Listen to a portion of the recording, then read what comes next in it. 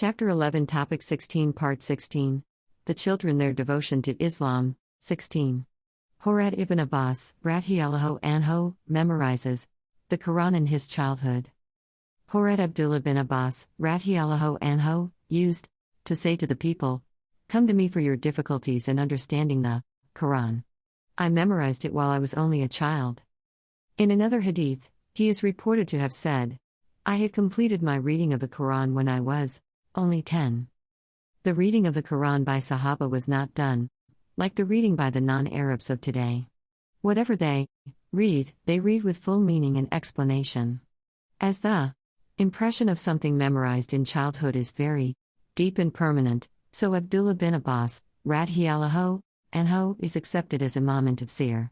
None of the Sahaba has narrated more ahadith explaining the meaning of Qur'an was done by Ibn Abbas.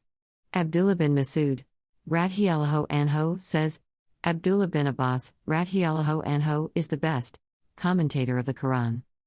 Abu Abdur Rahman, rahmatullah alayh, on the authority of the Sahaba who taught him the Qur'an, says, the Sahaba learned 10 verses of the Qur'an from the Prophet, sallallahu alaihi wasallam, at a time. They would not take the next lesson until TFA had mastered the knowledge and acted upon those 10 verses. Abdullah bin Abbas, radhiyallahu anhu, was 13 at the time of the Prophet's death.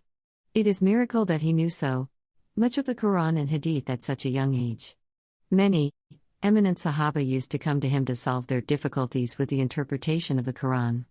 This was, however, all due to the blessing of the Prophet, sallallahu alaihi wasallam, who once coming out from the closet had found water lying ready for his use and inquired, "Who put this water here?"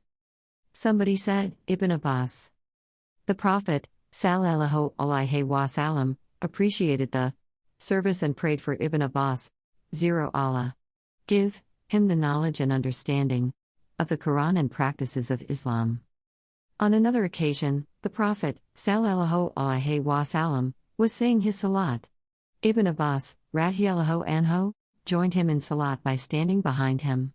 The Prophet caught him by the hand and drew him to his side. When there is only one follower in salat with Jamaat, he stands by the side of the Imam and not after him. While the Prophet, sallallahu alaihi wasallam, was busy in salat, he moved back a little distance.